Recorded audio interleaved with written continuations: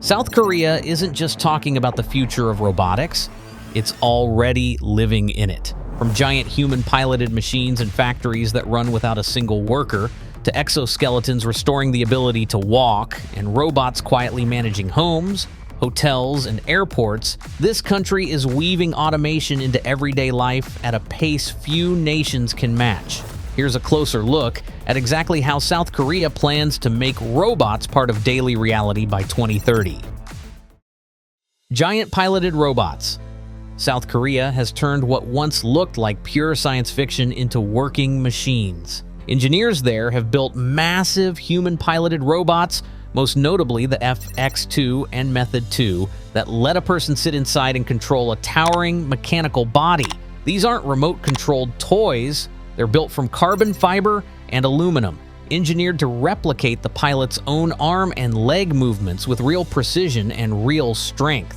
When the operator raises an arm, the robot's arm rises too, matching the motion almost instantly. What makes this remarkable is the blend of two very different fields, biomechanics and heavy industrial robotics. The goal isn't just spectacle, although these machines have absolutely been used for public demonstrations that look like something out of a Hollywood blockbuster.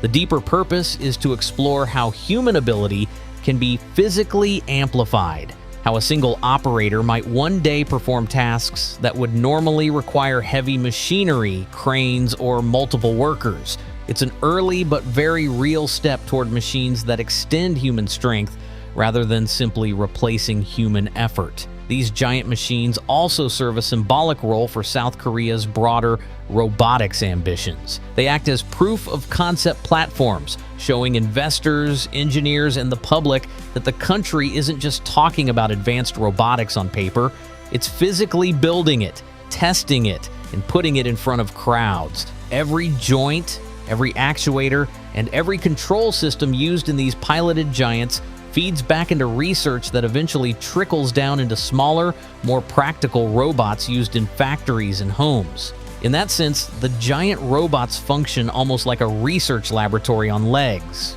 pushing the boundaries of what's mechanically possible so that quieter, everyday innovations can follow. Exoskeletons for workers. Not every robot in South Korea is built to be enormous. Some are designed to disappear into daily work, quietly protecting the human body. Hyundai's Vex exoskeleton is a perfect example. It's a lightweight vest-style device that supports the shoulders during repetitive overhead tasks, the kind of work that leaves factory employees exhausted and prone to injury over time. What's clever about the Vex is what it doesn't need. There's no bulky battery pack, no complicated power system. Instead, it relies on a polycentric, multi-pivot mechanical design that mirrors the natural movement of the shoulder joint. Because it moves the way the human body already moves, it feels less like wearing a machine and more like wearing a supportive piece of clothing. The result is less fatigue, fewer repetitive strain injuries, and workers who can maintain performance across a full shift without the physical toll that used to be considered unavoidable. This is robotics in its most human-centered form, not a replacement for workers, but a partner to them. Dark factories. If exoskeletons represent robots working alongside people, dark factories represent the opposite extreme. Factories designed to run with no people at all. Hyundai WIA is leading this push, building manufacturing facilities where the lights can stay off because there's no human eye left to need them. Every stage of production, from assembly to quality inspection, is handled by robotics and AI working in continuous, silent coordination. This isn't a single robot doing one job. It's an entire ecosystem of machines, sensors, and control systems operating together under AI supervision, catching errors and adjusting processes in real time without waiting for a human decision. The implications are enormous. A factory that never needs a lunch break, never gets tired, and never has an off day could fundamentally change what manufacturing efficiency even means. It also raises real questions about labor markets and the future shape of industrial work, a shift South Korea appears ready to lead rather than wait for. Behind the scenes, this level of automation depends on proprietary robotics platforms working in tight coordination with AI-driven quality control. Sensors track every stage of the production line, flagging even tiny defects that a human inspector might miss during a long shift. Because the system never loses focus and never needs a break, consistency improves alongside speed. For a Hyundai WIA, the dark factory concept isn't just about cutting cost. It's a statement about what the next generation of manufacturing could look like on a global scale, and South Korea clearly intends to be the country that defines it first. Reinventing mobility. South Korea's robotics ambitions extend well beyond factories and into the vehicles people actually drive. Hyundai Mobis has been reimagining what a car can physically do. One of its standout innovations is a holographic windshield display, which projects information directly into the driver's line of sight instead of relying on a traditional dashboard screen. Even more striking is the mechanical redesign happening underneath the vehicle. Hyundai has been developing by-wire control systems that remove traditional mechanical linkages between the driver's inputs and the car's response, replacing them with electronic controls that include built-in redundancy for safety. Paired with wheels that can rotate independently, vehicles like the Ioniq 5 have demonstrated the ability to turn a full 360 degrees in place or move sideways in a crab walk. That kind of maneuverability isn't just a party trick, it points toward entirely new models of urban transportation, especially when combined with small autonomous vehicles and on-demand mobility services designed for crowded city streets. Home robots. Robots are also making their way into ordinary living rooms and kitchens, and they're getting noticeably smarter. LG's Kieloid is built to physically interact with the home, folding laundry, tidying spaces, and handling household chores that used to require constant human attention.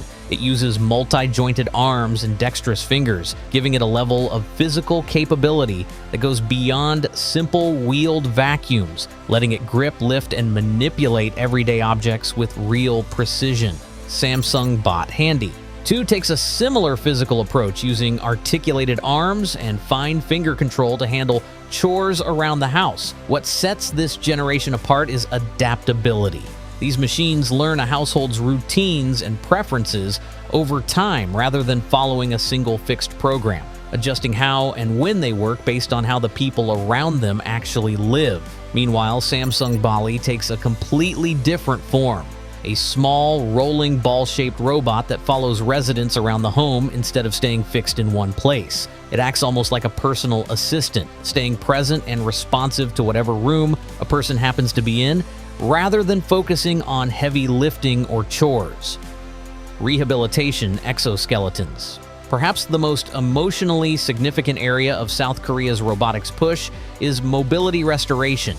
Devices like the YM Exoskeleton and the walk-on suit F1 are designed for people who have lost the ability to walk independently, whether due to injury, disability, or age-related decline. These aren't simple leg braces. They use AI-driven gait analysis to study exactly how a person moves or struggles to move, and then respond in real time. Depending on the user's needs, these suits can either assist a weak or injured leg through a walking motion, or provide resistance to help build strength during rehabilitation. Some versions are engineered to wrap around the user with minimal outside help, reducing how much a caregiver needs to physically assist with putting the device on. For someone who has spent years depending on a wheelchair or another person's help just to move around a room, that kind of independence is transformative. This is robotics used not for industrial output, but for restoring something deeply personal, the simple ability to stand up and walk. Airport and hospitality robots. South Korea isn't stopping at homes and factories. It's automating public spaces too. Incheon Airport has become something of a showcase for what robotic hospitality can look like at scale. Robots there guide passengers through the terminal, answer questions using AI voice recognition, handle autonomous cleaning, and even manage transport of luggage or goods across the airport floor. That same philosophy is extending into hotels. Hyundai has deployed delivery robots that navigate hotel hallways autonomously, using facial recognition and personalized service settings to bring items directly to guests without staff involvement. It's a glimpse of a future where robots aren't confined to controlled industrial environments, but but move confidently through spaces full of unpredictable human traffic, travelers rushing to catch flights, guests wandering unfamiliar hallways, and still perform reliably and safely. The road to 2030. Taken together, these developments aren't scattered experiments. They reflect a coordinated national strategy. South Korean corporations, Hyundai, LG, Samsung, and robotics specialists like Rainbow Robotics are working with sustained government investment and close academic collaboration to push humanoid robotics and AI-driven automation forward on multiple fronts at once. The country has set its sights on becoming a global leader in this space by 2030, and the pattern across every example here tells a consistent story. Robots supporting workers instead of just replacing them. Robots restoring independence instead of just performing tasks. And robots quietly integrating into everyday environments rather than announcing themselves with fanfare. From giant piloted machines to a vest that eases shoulder strain, from factories with no lights on to a robot delivering room service, South Korea is treating robotics not as a novelty, but as infrastructure. Something meant to be woven permanently into how people work, heal, travel, and live. If this pace of development continues, the line between a smart environment and a robotic one may simply disappear, with machines becoming as ordinary and expected as smartphones are today. What's striking is how deliberately South Korea has connected each piece of this puzzle. A breakthrough in giant robot joint engineering informs exoskeleton design. Exoskeleton research feeds into rehabilitation suits for the elderly. AI systems built for dark factories end up guiding delivery robots through crowded airport terminals. Nothing here is happening in isolation, and that cross-pollination between industries is arguably the real reason South Korea is moving faster than most other countries. By 2030, the question may not be whether robots are present in daily life, but whether people even notice them anymore.